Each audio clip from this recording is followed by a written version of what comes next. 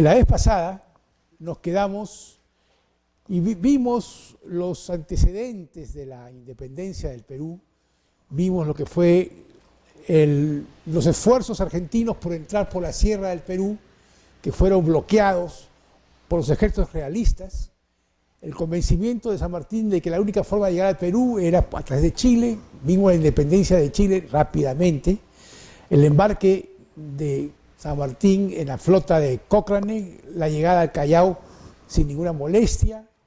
Vimos antecedentes que hoy día nos van a servir para entender el resto de lo que cabe, ¿no? De lo que viene. También nos quedamos en el motín de Asnapuquio, ¿no es cierto? El motín de Asnapuquio, como su nombre lo indica, es un motín de un batallón que era muy importante por tratarse de un batallón casi uno de los pocos que era únicamente conformado por tropa española. Había uno que otra baja que había sido cubierta con peruanos que habían sido forzados a entrar a este batallón, el Numancia. Siendo virrey Pezuela, comienzan una serie de reveses para la causa realista. Uno de ellos es las derrotas de Osorio en Chile, que permiten que San Martín ingrese al Perú con la tropa libertadora. Y se suman una serie de ¿cómo podría decir?, de mala suerte también para los realistas que venían de triunfar en todas partes. Una de ellas es el levantamiento del Numancia. El Numancia era realmente el poderío español y una de las piezas importantes de este ejército realista. Todo esto fue montado por La Serna, un general español, uno de los tantos que estaba a órdenes del virrey Pezuela, que fomenta este motín subrepticiamente, como es natural, y se van plegando a esta revuelta, a este golpe de Estado. Monet, luego Canterac, luego Valdés, Villalobos, García Camba, es decir, el Estado Mayor del Ejército Realista. Y ya a Pezuela no le queda otra cosa que decir que aceptar los términos para que se vaya. No tenía tropa, no tenía poder. Lo importante en esto que hay que ver es que es la primera vez que se desconoce el nombramiento de un general y de un virrey hecho por el rey de España. 300 años de conquista del Perú en que jamás había cuestionado la autoridad del rey, jamás se había ni siquiera intentado una revuelta contra una autoridad casi divina que era el virrey. En fin, este es un presagio malo de lo que sería la República del Perú, una sucesión de golpes de Estado, de tiranos militares, que en mi concepto, es cuando alguien de mis amigos me dijo, ¿cuándo se molestó el Perú? Me preguntaron esta mañana, Julio, ¿tú crees que como Vargas Llosa que el Perú se molestó, ¿en cuándo? Y bueno, yo digo que el Perú se destruyó, se deshizo en estos motines. Cuando llegaron los militares, que no hicieron otra cosa que pensar en ellos, no tenían concepto de patria, no eran militares de carrera, eran políticos advenedizos. Lo cierto es que no sembraron para una república, hicieron del Perú un feudo que se lo arrancaban unos de otros sin miramientos, un desastre, cosa que no pasó en Chile, como dijimos la vez pasada, porque hubo un hombre, Diego Portales, que les enseñó a los chilenos, a una clase dirigente, hicieron una república conservadora. Entonces, hemos visto que ya La Serna toma el mando Y al igual que Pezuela, comienza su gestión, que es reconocida en Madrid por el rey, comienza con una reunión con el enemigo era San Martín, y se arma lo que se llamó la reunión de Punchauca. Punchauca, una hacienda que queda aquí a la salida de Lima hacia Ancón, por el barrio del Chillón, pocos kilómetros de Lima. Se reúnen primero los delegados de ambas partes y no llegan a otra conclusión, que lo mejor sería que se reúnan los jefes, que son los que tienen la autoridad. Bueno, pues se reúne la Serna de muy mala gana y San Martín va con ese talante de caballerosidad que tenía, con ese espíritu de bien nacido, y le estira los brazos a la Serna y lo abraza y le dice: le tengo una propuesta que estoy seguro que va a ser de su gusto. Primero, la paz. Hagamos la paz. Sobre todas las cosas, la paz. Segundo, hagamos un solo ejército de los dos. Tercero, hagamos una junta de gobierno en la que usted, general La Serna, sería el presidente. Y habían dos delegados, uno puesto por usted y uno puesto por mí. Es decir, le está regalando. No es una negociación, es un regalo. La Serna, escortado por Monet y por Canterat, le hablan al oído y le dicen: esto no es cierto, tanta maravilla no es cierta. Son triquiñuelas de guerra que lo que quieren es ganar tiempo para hacer un ejército nacional que nos derrota a nosotros. O sea que dicen: no aceptamos. Una decisión completamente tonta que a la Serna le va a costar muchísimo después, porque después de la quinoa, de la batalla de Ayacucho, la Serna sufre las consecuencias. Es derrotado en todo su nivel y es exigido a salir del Perú. En fin, así son las cosas. Termina esta reunión infructuosamente y queda algo que en los libros de historia del Perú no figura como un capítulo. Ayacucho, Junín, no. Es un pensamiento, producto de la recolección de lecturas que hemos tenido a través de una buena parte de la vida, ¿no? Y que es una discusión que no sé si la hice la vez pasada, es: ¿el Perú debió ser república o debió ser una monarquía? Hemos hablado de eso. ¿Está bien? Pasó un carro. ¿Debió ser una monarquía o una república?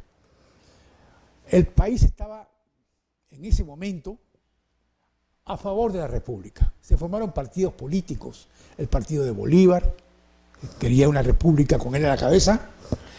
El partido de San Martín, que quería una república constitucional, con o sin Bolívar. El partido de Sánchez Carrión, que quería una república constitucional. El partido de... En fin, casi todos los partidos que se hicieron estaban a favor de la república. Sin embargo, había gente, como Río Agüero, que era descendiente de nobles, que en ese momento lucharon, batallaron, Torretagle, por una monarquía. Claro, si yo a primera voz les digo a ustedes: yo también estaba a favor de la monarquía, podrían ustedes incluirme en el grupo de traidores de Torretagle y de Río Agüero. La cosa no es así, no es tan fácil. La historia a veces hay que interpretarla. Entonces comenzamos porque San Martín en Punchauca declara abiertamente su preferencia por la monarquía constitucional y ofrece que él mismo iría a Madrid a traer a un príncipe de la corona española. Han pasado los años, han pasado 180 años, más o menos 183, algo así, de la independencia del Perú, y vimos lo que fue la república constitucional que implantamos como forma de gobierno. Es decir, peor fracaso, peor desilusión no existe, porque no fue la libertad que implicaba la república, fue el libertinaje absoluto, fue una sucesión de tiranos, dictadores, en que la gente no tenía libertad ni de... Peor que en la época de los españoles. Es decir, fue un fracaso. El fracaso comenzó el día que nosotros optamos por la monarquía. De haber habido la república, de haber habido una monarquía, estoy seguro que el Perú hubiese traído una monarquía pasajera,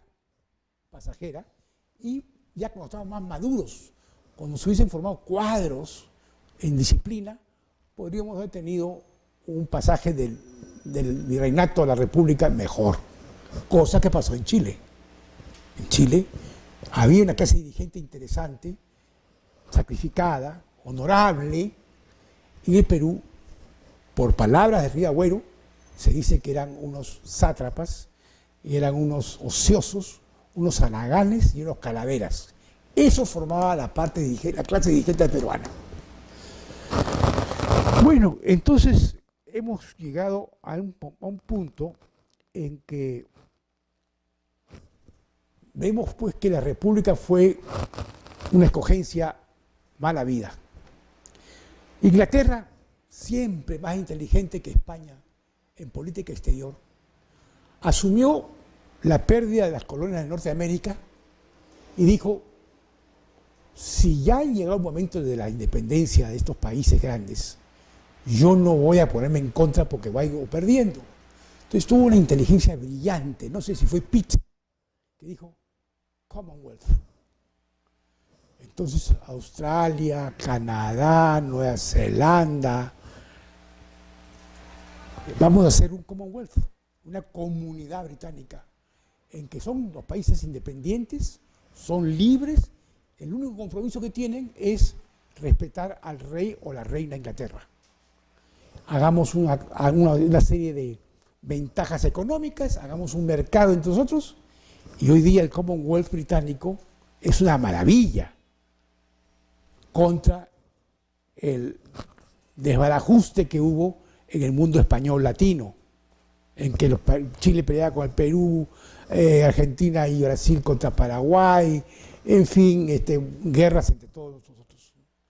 Esa es la diferencia, no tuvieron la capacidad intelectual los españoles para aceptar un hecho, que era el deseo de independencia, y formar una comunidad española, hispana, llámala como quieras. Y hoy día hemos tratado por todos los medios, la comunidad andina, el Mercosur, y no hemos logrado nada semejante a ello. ¿Por qué? Por nuestro talante latino, por nuestra forma de ser, en fin, es una lástima. Así las cosas, la Serna está en Lima, mientras que San Martín inteligentemente se ha embarcado en Ancón, ha llegado a Huacho con 5.000 hombres, ha declarado independencia rápidamente en el balcón de Huaura. En Lima hay hambruna, en Lima hay enfermedad. La Serna decide retirarse de Lima con todas sus tropas, sube a los Andes por la quebrada central de Chosica y se instala en Tarma con todo el ejército realista intacto. San Martín, que sabe que tiene 5.000 hombres, que son bisoños, muy pocos veteranos, algunos argentinos, otros chilenos, pero era un ejército de bisoños. Se dedica en Huaura a preparar la tropa, en marchas y contramarchas, en tiro, a unificar el tipo de fusil, porque eran fusiles, unos eran de un país, otros de otro país, otro calibre, cosa sumamente difícil. El armamento era pésimo, los sables se rompían. Entonces, mientras esto pasa, San Martín inicia lo que se llama una guerra de movimientos y de propaganda que le da muy buenos resultados, porque se va uniendo a la causa independentista Chiclayo, Lambayeque, Trujillo, Piura, Tumbes, Cajamarca, y va ganando espacio en el norte del Perú, la parte más rica del país, la independencia, cosa que no pasa en el sur. que está siempre bajo el puño férreo del ejército realista.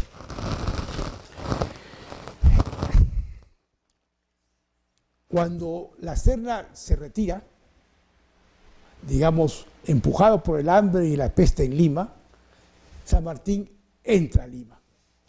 Yo he querido contar a veces que San Martín y la Serna y los españoles entran y salen de Lima y es imposible.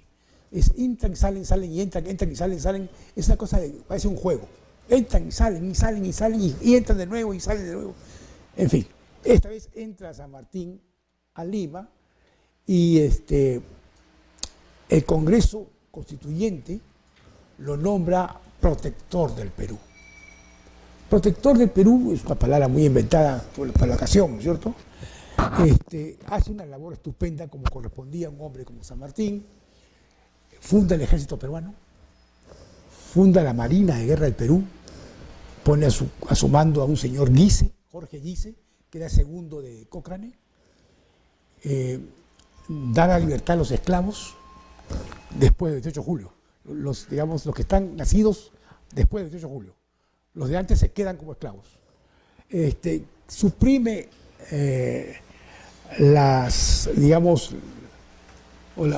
Suprime la ayuda gratuita de los indios a los españoles. Las servidumbres, que eran el colmo, los ponían a trabajar sin pagarles nada. Las servidumbres las suprime. Publica una libertad de prensa que dice que cualquier persona y de imprenta puede imprimir y decir lo que le da la gana. En fin, y lo más importante, el protector del Perú, a pesar de tener tan pocas tropas, 5.000 hombres, acude al pedido de Bolívar y manda 1.600 de los mejores hombres del ejército peruano a luchar en Ecuador contra los españoles y ganan la batalla de Pichincha. La batalla de Pichincha se gana con sangre peruana, 1.600 hombres, que buena falta le hacían al señor San Martín. Entonces, esto es lo que hace el protector. Una vez que ha hecho esto, ellos deciden que ha llegado un momento de convencerse de que solo San Martín no va a poder liberar América, y menos el Perú. ¿Por qué? Porque tenían muy pocas tropas. Chile y Argentina, que habían ofrecido ejércitos, no cumplen, porque tienen sus problemas también ellos. Entonces, estamos hablando de 3.000 escasos hombres que tenía San Martín. Con eso tú no podías enfrentarte al magnífico ejército realista conformado por una oficialidad que habían peleado contra Napoleón, en Bailén, que eran unos maestros de la estrategia, que habían derrotado a todos los ejércitos venezolanos en un momento dado, a los colombianos, a los chilenos, a los argentinos. Era imposible pelear contra este ejército tan afiatado, sobre todo afiatado. Entonces él recurre a Bolívar y le dice a Bolívar en cartas, varias cartas, que por favor venga primero a saldar su deuda de los 1.600 hombres que había mandado él cuando se los pidió Bolívar. Pero después le dice, no, requiero más, requiero todo el esfuerzo de ustedes del norte, porque es la única forma de liberar el Perú, y con el Perú a América. Pero Bolívar, que es un político de primera calidad, se hace de rogar. Sí, que no puedo ir ahora, que el Congreso no me ha dado el permiso. A Bolívar el Congreso, cuando Bolívar se abstuvo de hacer algo por un Congreso colombiano. Bolívar era un emperador, Bolívar era un César, un zar. Lo que quería era que en el Perú las cosas se acomodaran a como él quería, para llegar en olor de santidad y de gloria. Y dicho y hecho, pasaron los meses y desesperado San Martín dice, creo que ha llegado un momento de que yo vaya a Guayaquil, tierra que ya se había declarado independiente y que, según algunos autores peruanos, Bolívar nos arrebató. Bueno, ese arrebato no fue tan cierto. Políticamente, legalmente, Guayaquil perteneció siempre a la, primero al Perú, porque no había otra cosa que el Perú, pero después fue por unas reales cédulas adscrito al virreinato de Nueva Granada. Luego cambió al Perú, luego nuevamente pasó a la Nueva Granada, y en el momento que estamos hablando, históricamente estamos hablando del 1823, ya era tierra, digamos, de la Gran Colombia. Lo que pasaba es que la gran mayoría del pueblo guayaquileño quería más estar con el Perú que con la Nueva Granada. Digamos, veían en el Perú algo resplandeciente, la fama del imperio incaico, la fama del virreinato del Perú. Ellos pensaban, estaban más cerca del pensamiento peruano que del colombiano. Hasta hoy día, el guayaquileño, que es costeño, tiene un mal rapport, un mal, digamos, pasar con el quiteño. No se llevan bien. Y muchos guayaquileños, como Olmedo, por ejemplo, que eran unos hombres principales de Guayaquil, que fue diputado en el Congreso, hablaban abiertamente a favor de que Guayaquil fuera parte del Perú. Cosa que no hubiese sido posible, porque si tú le quitas a Ecuador Guayaquil, no puede ser, no se puede formar un país, porque Guayaquil tiene toda la costa, la desembocadura de Guayas, no era posible, no era posible. Bueno, así las cosas, San Martín toma una goleta, la Macedonia, y se va desde el Callao a Guayaquil. Le toma una semana el viaje. Fondea en la rada de Guayaquil y Bolívar, que siempre estaba enterado de todo, le manda una carta a bordo en que le dice: por fin podré abrazarlo en tierra colombiana, gran colombiana. Se ha descubierto, después con las investigaciones, de que San Martín le dice a su secretario, le dice: nos ganaron de mano. Eso sí, auténtico, nos ganaron de mano. Ya está, era un hecho consumado. Es que San Martín no le llegaba al tobillo a Bolívar en cuestiones políticas. Era un zamarro, era muy inteligente, atrevido. Dos personalidades absolutamente diferentes, sin acabar a una. San Martín era un buen hombre, pero no era un genial. Bolívar era genial, pero era violento, se ensució las manos con sangre injustamente, ya lo vamos a ver después. En fin, llega este señor, desembarca en medio de los vitores de toda la ciudad de Guayaquil, la gente en las calles le tira en serpentina, y esa noche Bolívar lo invita a un palacio que tenía ahí, Carondelet, creo, la casa de Carondelet, y lo invita a un banquete con un baile seguido.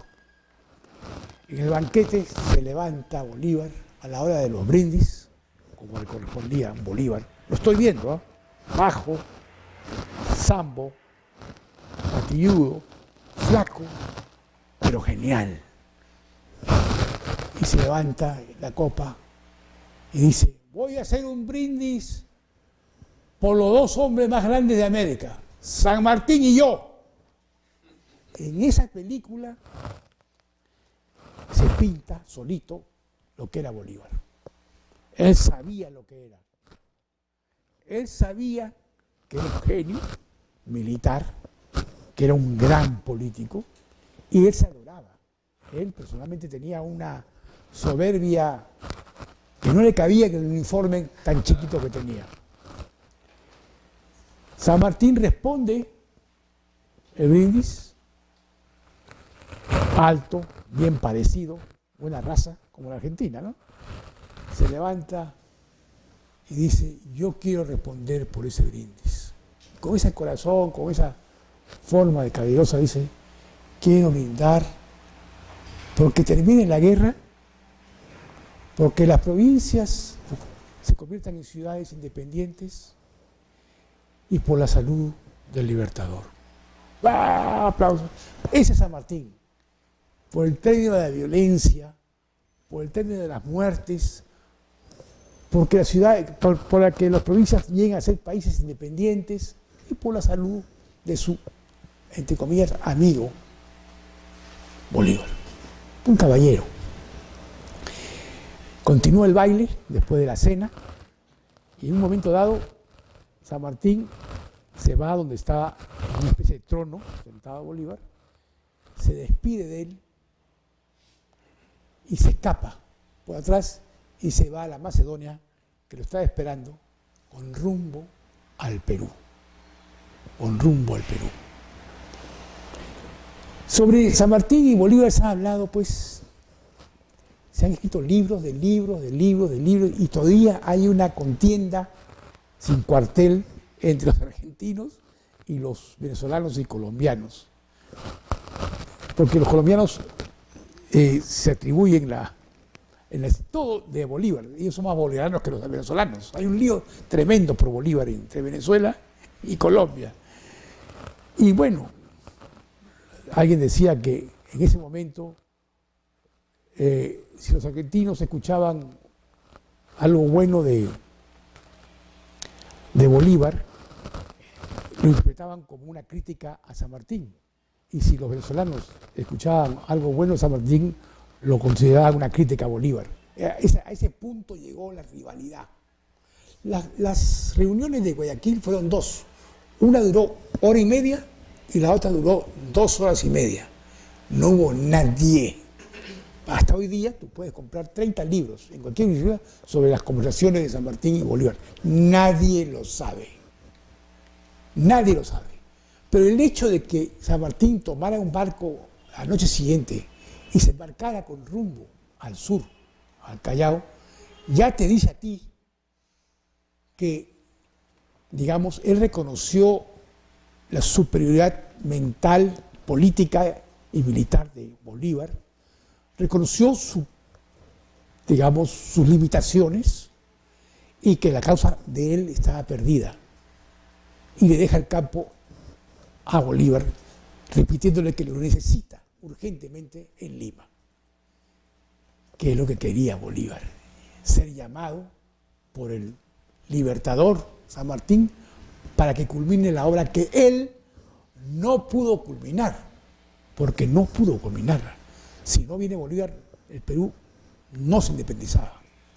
Se va de noche,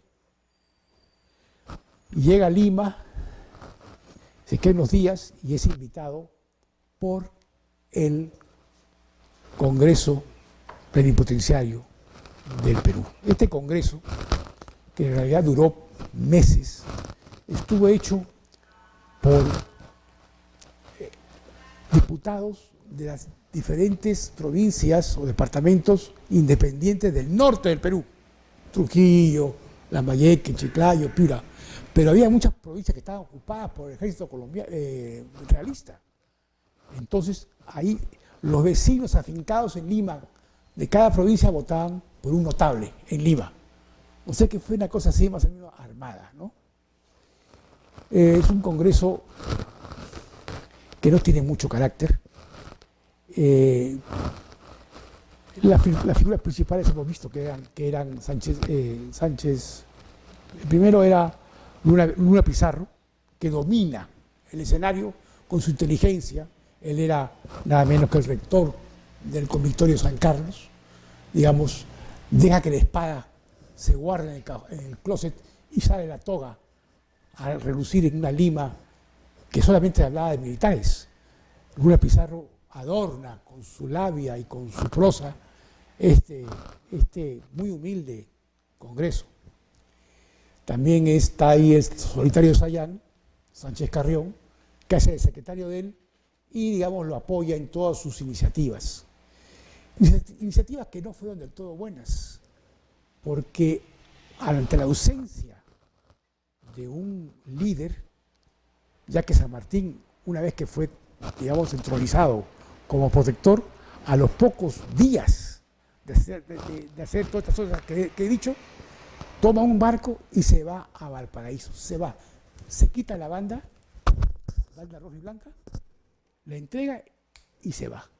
Y deja el Perú en absoluta, digamos, revuelta, porque faltaba un hombre poderoso, un hombre con carácter, un hombre con genialidad.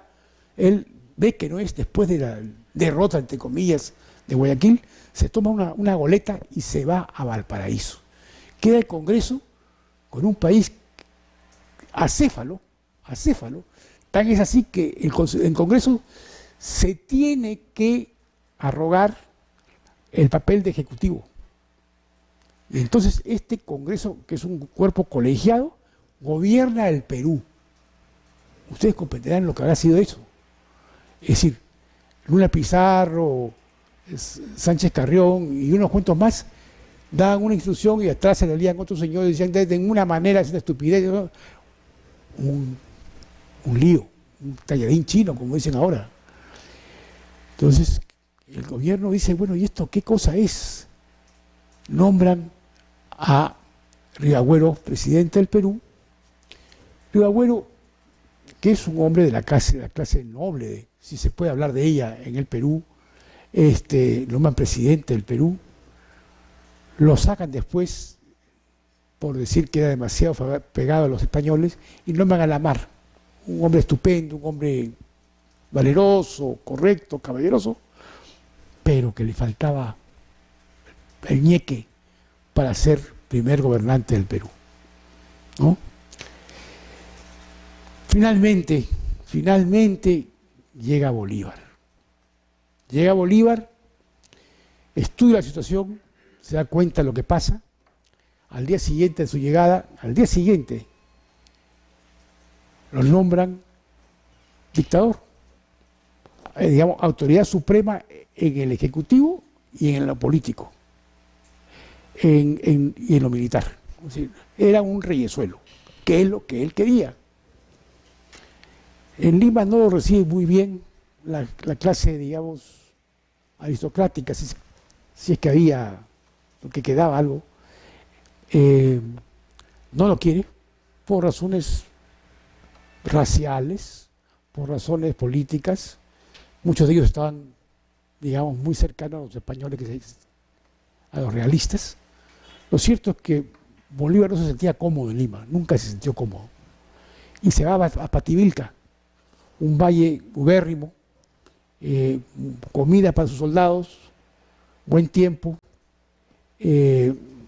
comida para sus caballos, en fin, y ahí comienza a preparar a esos 5.000 hombres que San Martín le había dejado. La preparación militar bajo las órdenes de Bolívar son completamente diferentes que las de San Martín. Bolívar los hace pitear, convierte a, ¿qué te digo yo?, bisoños soldados en veteranos a punta de marchas y marchas y los somete a una disciplina terrible. Lo cierto es que a los 3 meses Bolívar tiene un ejército de 9.000 hombres, pero soldados ya no son campesinos venidos los soldados. Está extenuado el hombre, extenuado. Le agarra un paludismo, lo tumba a la cama de paludismo. Y viene Mosquera como ministro plenipotenciario a conversar con él, un colombiano, y lo encuentra abatido sobre una silla, así abatido. Le dice, ¿puedo pasar? Pasa, le dice. Y Mosquera, con muy poco tino, le dice, Su Excelencia, ¿y ahora qué va a hacer usted? Entonces, este hombre enjuto, medio amarillo ya, se levanta como un monstruo, crece en 2,50 m y le dice, triunfar. Mosquera se queda en una pieza. Ese era Bolívar. En plena, digamos, crisis, que ve que Lima no la apoya, que no tiene armas, que no tiene soldados, y si los tiene son pocos, que los colombianos le niegan los refuerzos que quería tanto Bolívar, los llaneros venezolanos, que eran sus favoritos, que Chile y Argentina están en sus problemas y tampoco le van a dar refuerzos. Está solo, abatido, y se levanta y dice triunfar. ¿Qué vas a hacer? Triunfar. Y ya, entonces agarra las campanas de las iglesias, las convierte en cañones, entra a las iglesias, se lleva los cálices de oro, los convierten en oro para comprar armas.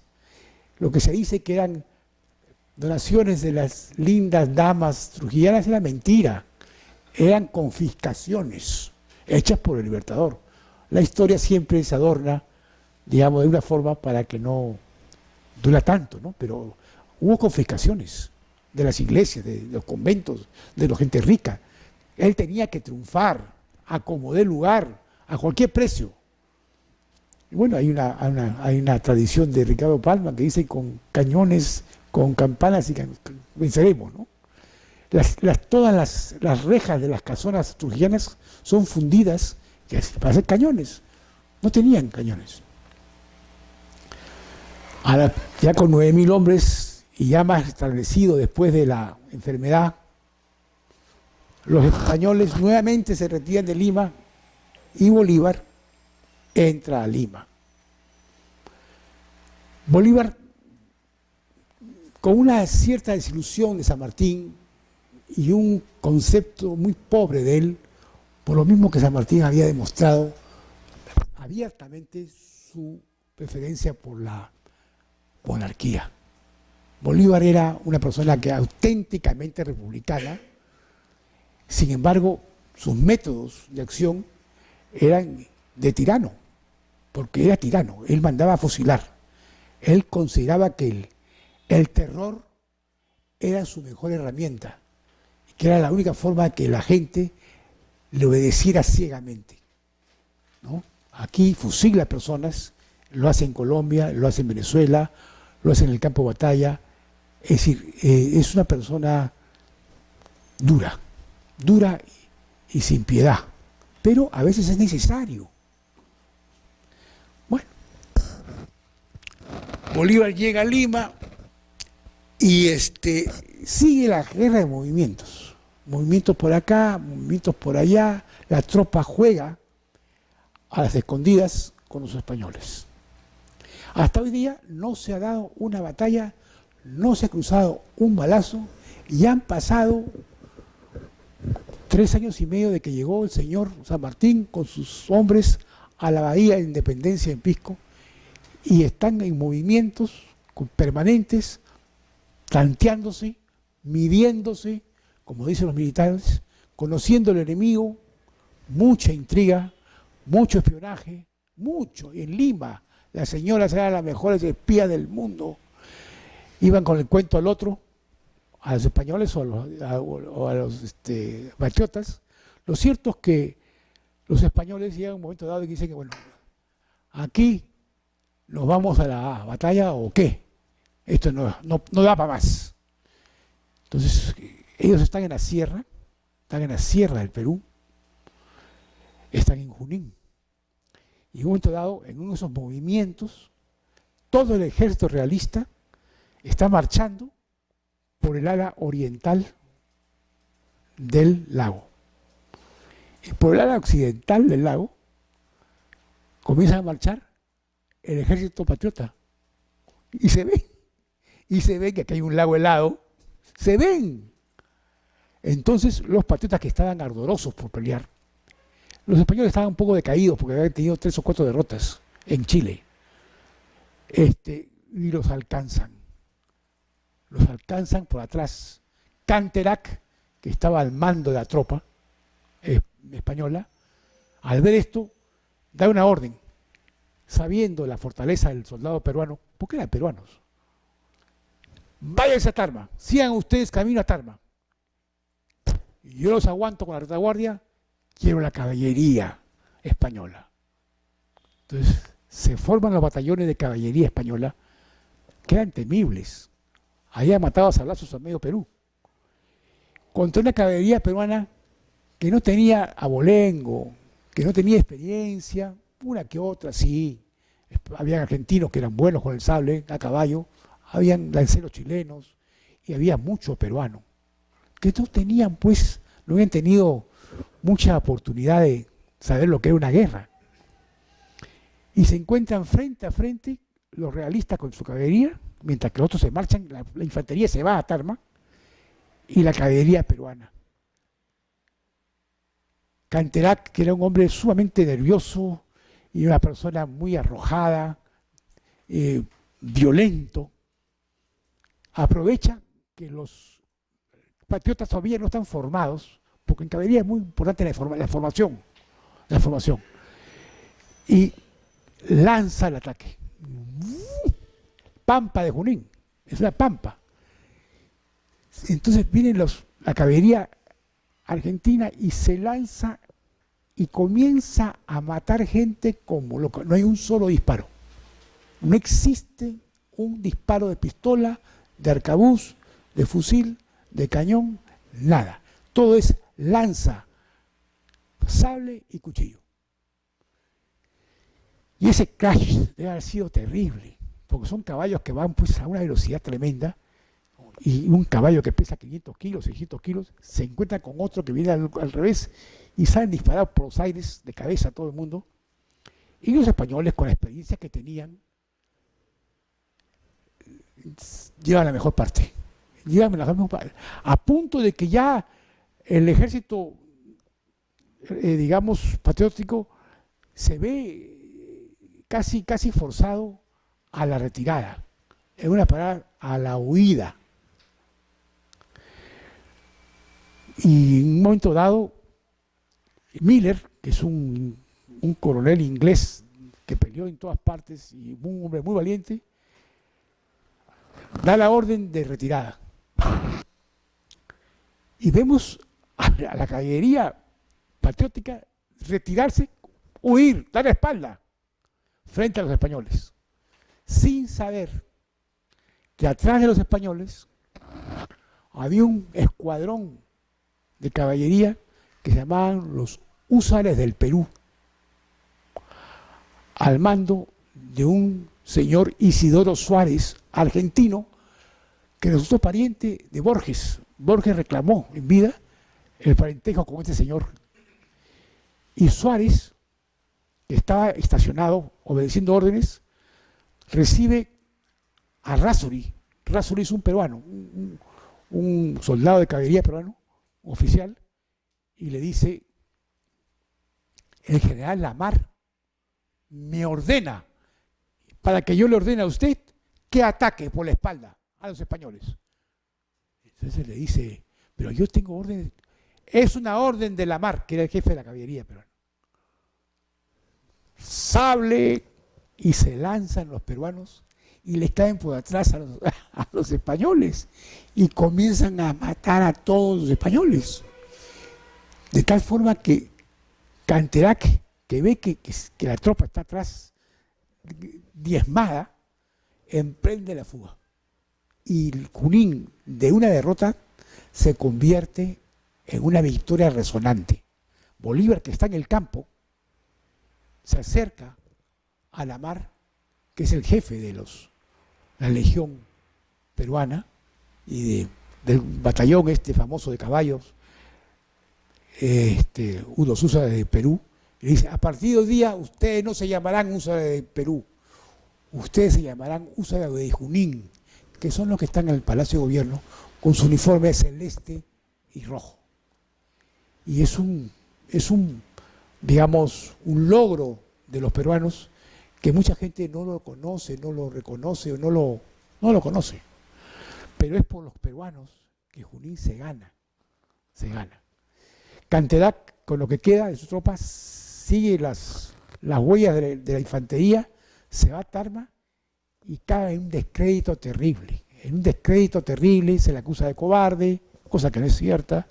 Los otros compañeros hablan mal de él, que él perdió una batalla que ya estaba hecha a favor de ellos, y entonces lo sacan de comandar la caballería, lo retiran de la caballería.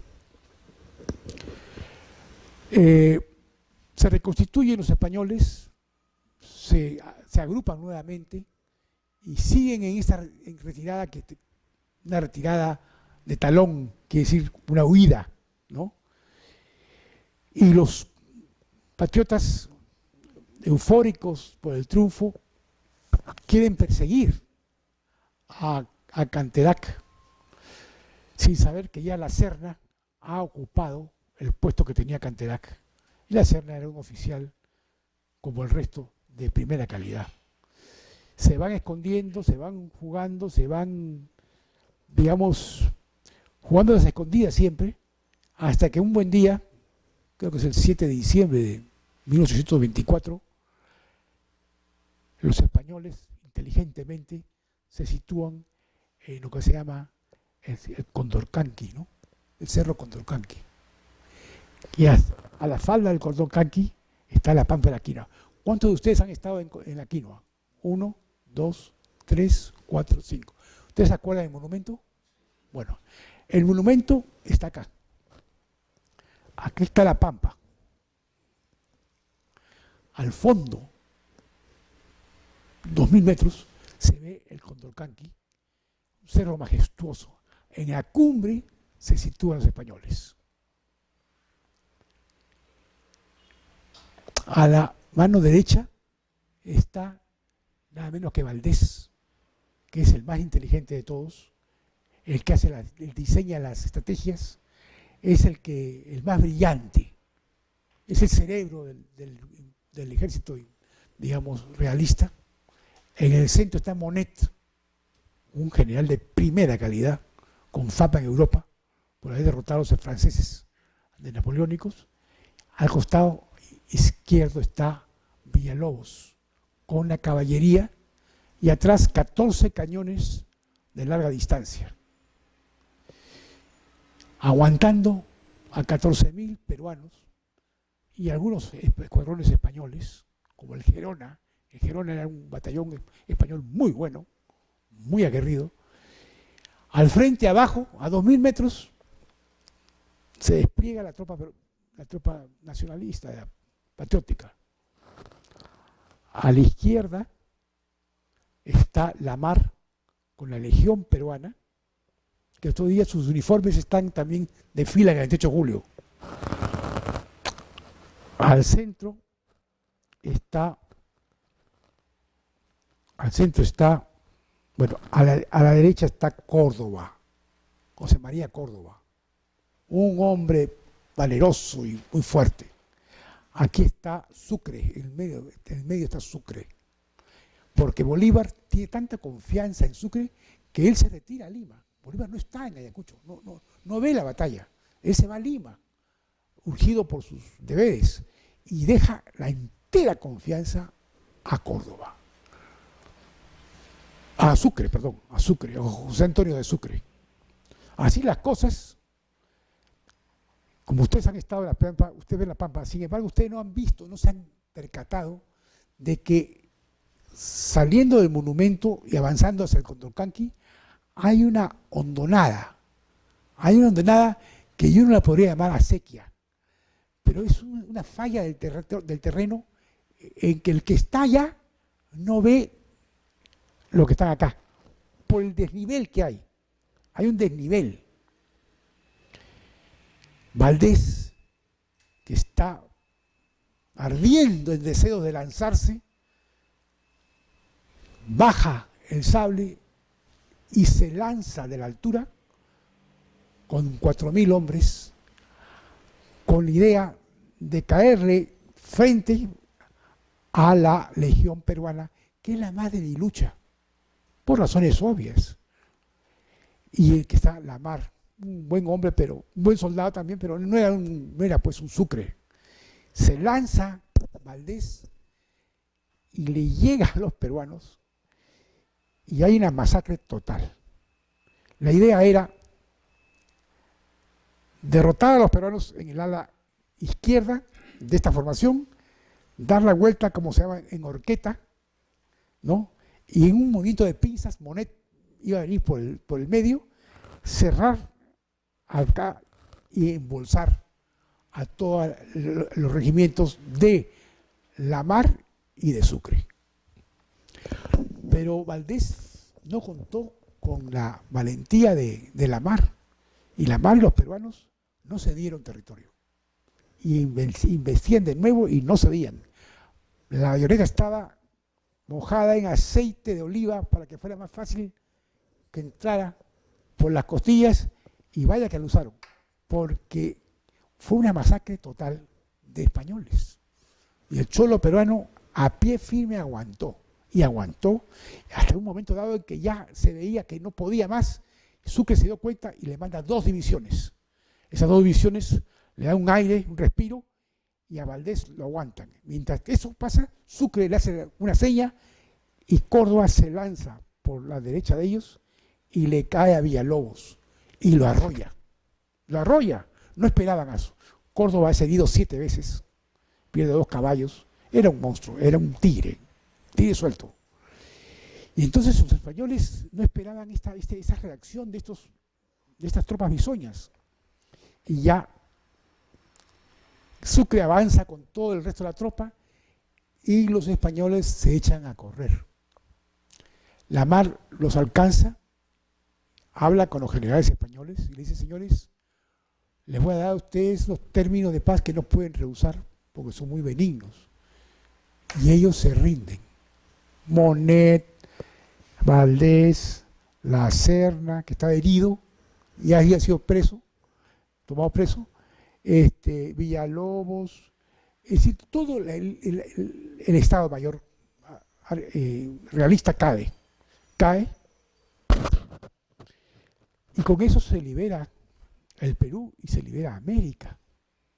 América entera es independenciada. Hay un autor que se llama Salvador de Maradiaga. ¿Ustedes han escuchado hablar de él? ¿No es cierto que es un gran intelectual español? Es quizás uno de los hombres más respetados del siglo, y es un hombre que tiene libros majestuosos. Él tiene una teoría que yo no la comparto. Humildemente no me atrevo a decírselo a Maradiaga, que es un genio. Él dice que la batalla de Ayacucho fue una pantomima. No sé si tú lo has escuchado eso. ¿Tú has escuchado eso? Dice que no fue batalla, que fue un acuerdo para hacer una payasada, y la prueba de ello es que antes de la batalla, y eso es cierto, los parientes de un lado y otro se juntan, padres con hijos, tíos con sobrinos, hermanos con hermanos, socios, se juntan, se abrazan, se despiden, y en ese momento la mar con Monet tienen una conversación antes de la batalla, frente a frente, y hablan algo así como un cuarto de hora. Se retiran cada uno a sus diferentes escuadrones y comienza la batalla. Entonces él dice que fue una pantomima, que fue arreglado, que para darle la victoria a los patriotas, porque los españoles estaban muy cansados, estaban agotados, estaban solos, España no podía mandarles nada, ni hombres ni dinero, porque España era un berenjenal, con Napoleón, con Fernando VII, estaban muertos de hambre, estaban destrozados después de una guerra larguísima con Napoleón. Entonces, que era un acuerdo. Yo personalmente no lo creo. Porque un acuerdo no se mueren, 1.700 españoles murieron, 300 peruanos murieron, tomaron algo así como 4.000 presos, 14 cañones españoles de botín de guerra. Yo no creo en la teoría y muchos autores peruanos tampoco la creen. Lo cierto es que estos señores, hay un cuadro precioso que no sé si lo han visto, que es la rendición de Ayacucho. A partir de ese día se llaman los Ayacuchos. Los Ayacuchos hasta hoy día en Madrid, los descendientes de ellos tienen un grupo, digamos, se reúnen cada cierto tiempo y son descendientes pues de La Serna, de Monet, de todos ellos, a lamentar sus pérdidas, ¿no? No sé qué otras cosas hablarán, pero sí sé que los Ayacuchos existen y que se reúnen en Madrid. Bueno, con esta victoria el Perú es independizado y América entera lo festeja. Fue una batalla sangrienta, cruel, 1.600 hombres muertos no es cosa de broma, sobre todo en esa época, ¿no? En cambio, 300 peruanos es poco la cantidad. Y así concluye esta parte de la historia tan gloriosa en que el Perú, que fue acusado de cobarde y de no fajarse como otros países de América Latina, demuestra el valor, la hombría, la entereza del cholo soldado. Yo quisiera, si es posible, quedarme aquí. Es una hora que hemos hablado. Son las 7, 5 para las 7, pero naturalmente estoy pronto a cualquier pregunta de ustedes. Cualquier tipo digamos, de inquietud al respecto, o cualquier otro tipo de preguntas, encantado de resolverla. ¿O quieren ustedes que yo entre o que ahonde en algún tema específico?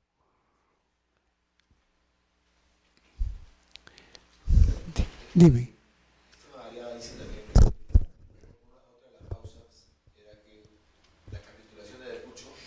Favorable para los españoles.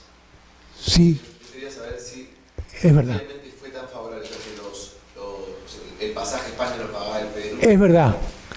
Lo primero, en un código militar, cuando el vencedor le quiere dar un tratamiento especial al vencido, le dice, usted se retira con sus armas. Entonces, porque lo peor para un soldado es entregar su sable. La entrega del sable es lo más indignante, lo más bajo. Y los patriotas no le exigen eso a ninguno de los soldados, de los generales españoles. Lo hacen irse con sus armas, como se fue Rodil, que todavía estaba en la fortaleza de Callao. Rodil se fue con sus armas y con tambor batiente y con la bandera española realista flameando. Eso ya es el colmo, eso ya es honor y gloria al valiente. Rodil era valiente y se quedó 2 años después. 2 años después que los ayacuchos se habían ido, él seguía como buen español tosudo, porfiado, macho. Se quedó 2 años encerrado en su fortaleza con peste, con bubónica, muerto de hambre. Se le morían la gente, los soldados se murió Torretaglia ahí, contagiado de la enfermedad. Y hasta que Bolívar decidió darle la libertad y dejarlo pasar con tambor batiente, al barco, acompañado por tropas peruanas, nacionalistas, se embarcó, no vio su bandera ser arriada y con sus armas. Llegó a España y le hicieron un homenaje, le dieron un título de nobleza. Le dieron un título de nobleza a Rodil, no me acuerdo cuál es. Pero en el caso de los ayacuchos, los términos de la victoria, de la derrota, fueron muy suaves, fueron muy dignos de esa gente que era gente de primera calidad, ¿no? Fueron muy. Esa es otra de las razones que dice Maradiaga, ¿no? Le dieron términos demasiado suaves. Bueno, se llevaron sus armas pequeñas.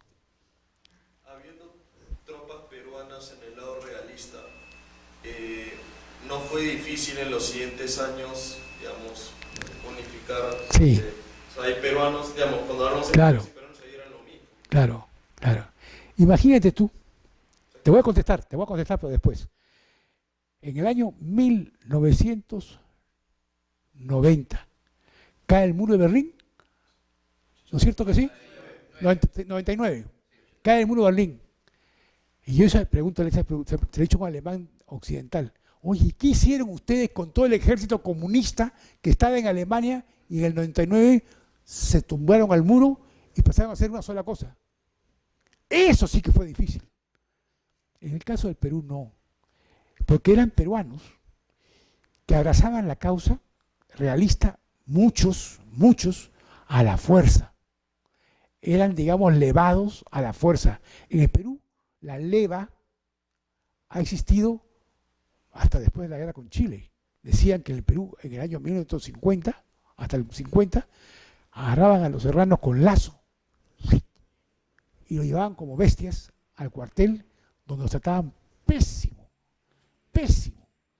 Entonces, para responderte directamente, la tropa, el 99, 98, 97% de la tropa realista, la tropa, no la oficialidad, era peruana. Muchos de ellos a la fuerza, muchos voluntariamente, pocos voluntariamente. Y cuando se vieron derrotados, no fue difícil para ellos abrazar la causa de independencia. No fue. Mira, la mitad de los héroes peruanos de la República, los generales de nuestro ejército, habían servido bajo la bandera realista. Santa Cruz, Castilla, La Mar, todos, no hay uno que no estuvo en las tropas realistas. Dime. Una pregunta, un poco larga, pero la iglesia en ese tiempo. La iglesia. Digamos, la relación de la iglesia con este nuevo tiempo. ¿Cómo queda el clero español, el clero local? La iglesia está absoluta y totalmente a favor del gobierno de turno, que era el realista, los realistas. Venían desde España, en que iglesia y Estado eran casi la misma cosa, y en Perú, al igual que en España, la iglesia estaba con el virrey. Era un elemento importantísimo del gobierno español para, digamos, mantener la paz en la provincia, en el virreinato. Ahora, la iglesia tuvo destellos luminosos a montones. Tuvo un cura en las casas, que era un elemento pues importantísimo, que gracias a él se salvó mucho indio.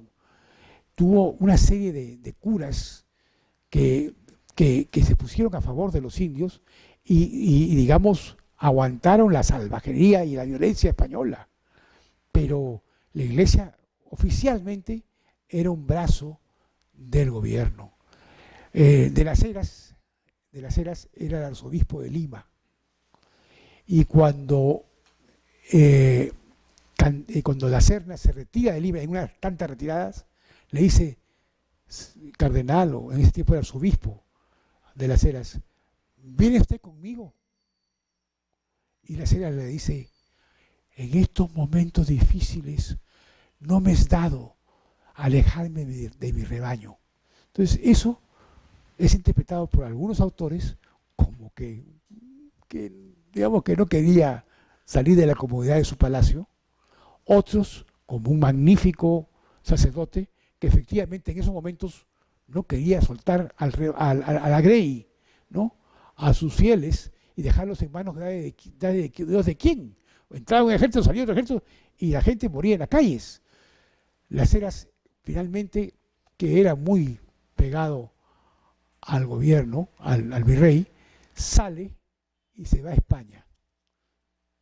Hay una cosa muy triste en estas cosas de la independencia de Perú, y es, bueno, el papel de Monteagudo.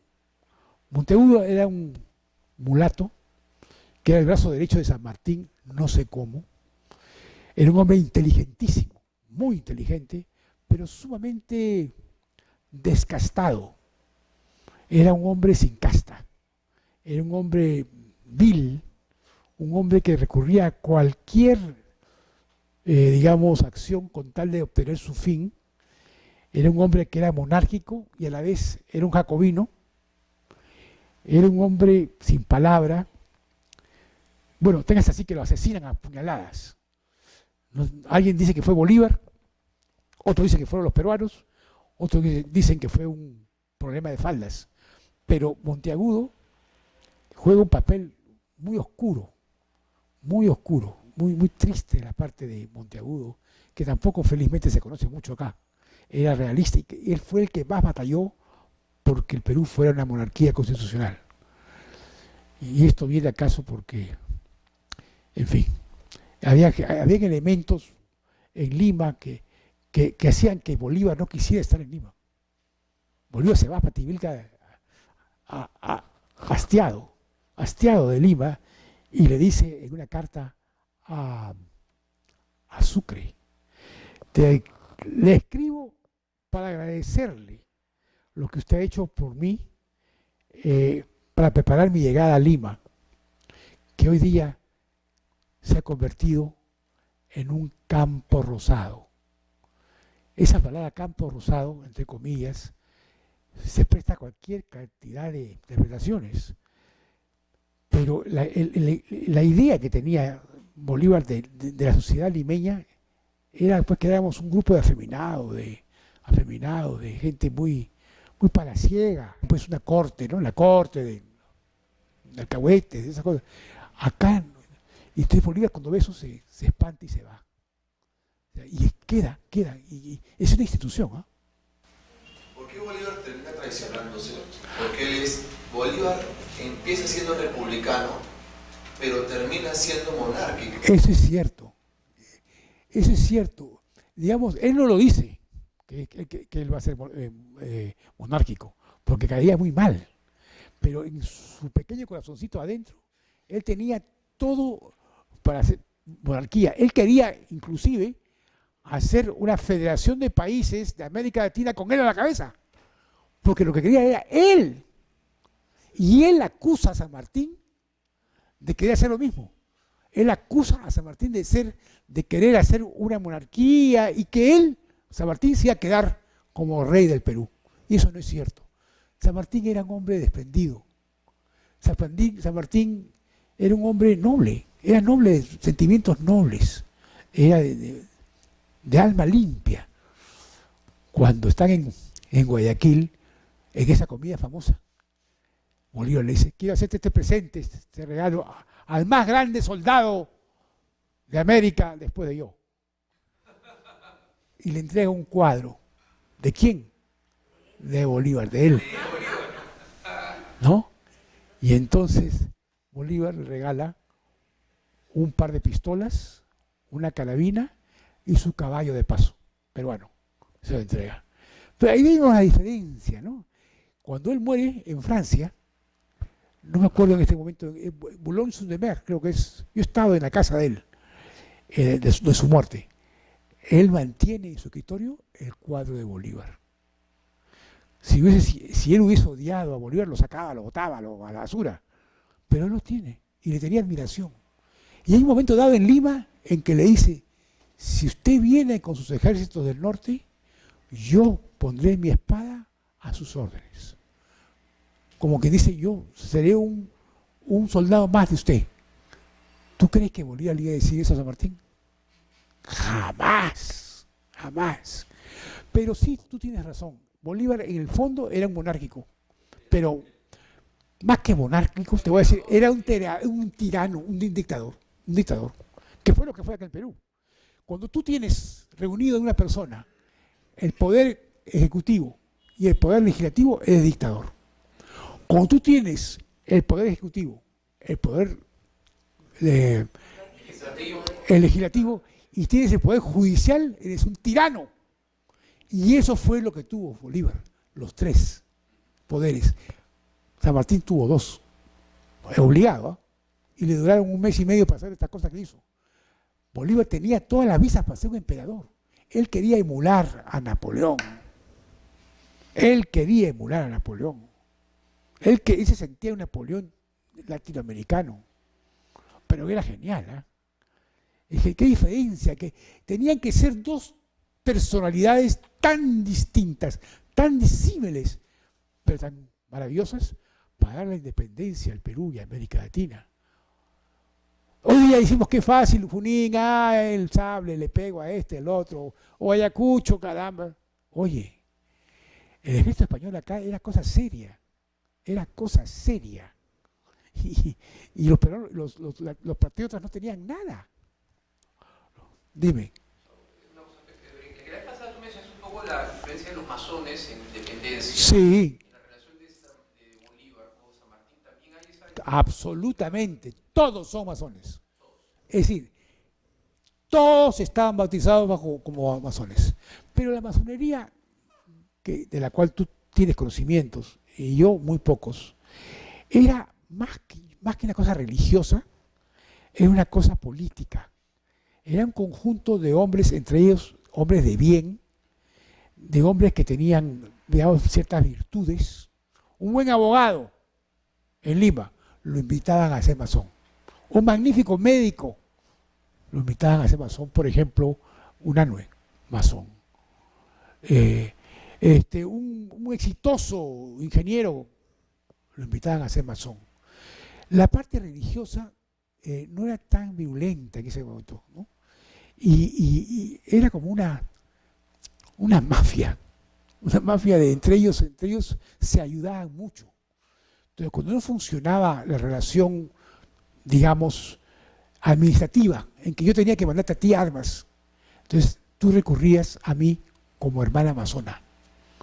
Entonces yo como masón tenía que ayudarte a ti obligatoriamente. Y yo no quería, administrativamente no tenía o no podía ayudarte, pero como masón yo te ayudaba. Y eso fue creado por los franceses y sobre todo también por los ingleses. Pitt también era masón. Pero yo ya no le doy la importancia que tuvo en ese momento. Ha decaído tremendamente, tremendamente. No existe ya. Pero jugó su rol. Pero, mira, si vamos a ver qué cosa jugó la independencia de Estados Unidos, jugó tremendo rol. Porque Inglaterra ayuda a América Latina porque España y Francia habían ayudado a Estados Unidos. Las ideas de los enciclopedistas de Francia son la base del pensamiento de libertad, fraternidad. Es decir, una cantidad. Napoleón que ingresa, el desastre de España. España estaba destrozada. Las ciudades estaban, no había ladrillo sobre ladrillo. Entonces, ¿quién iba a poder ocuparse de esta América Latina? Hay un momento en que Carlos IV, padre de Fernando VII, era un imbécil, absolutamente imbécil, como casi todos los Borbones descendientes después de los Austrias, ¿no? Los Borbones se caracterizan por estupidez. Vemos al rey de España que fue depuesto hace un año, ¿no? O menos de un año. Se puso a matar a elefantes siendo presidente de la Sociedad de Protección de los Animales. ¡Bum! Elefante. Hay que ser un imbécil para eso. Bueno, lo cierto es que Carlos IV tiene un sueño, y así lo dice escrito. Tengo un sueño, dice. Vamos a mandar príncipes de la corona española a Buenos Aires. Y vamos a hacer allí un imperio, anexándole Chile a Buenos Aires. Pues es un gran país que tiene salida al Atlántico y al Pacífico. Un bloque. La Capitanía General de Chile se la adjuntan al Virreinato de la Plata. Y en el caso del Perú, vamos a cedérselo a Brasil, para que Brasil tenga Atlántico y Pacífico.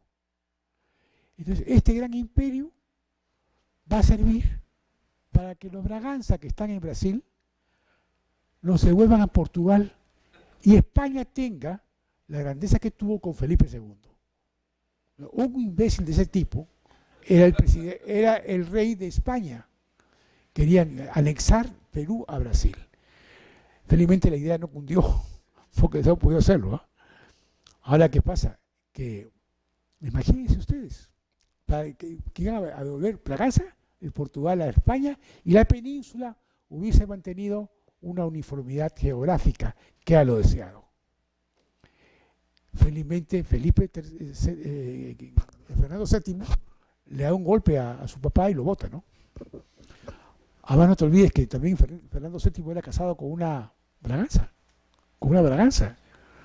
Entonces, la idea estaba muy, muy fresca, no era ninguna tontería. Él la diseñó, pero como lo votaron no pudo llegar a hacerla. Pero han habido proyectos, imagínate tú. Teníamos ahora brasileiros. Bueno, muchas gracias también por... Gracias.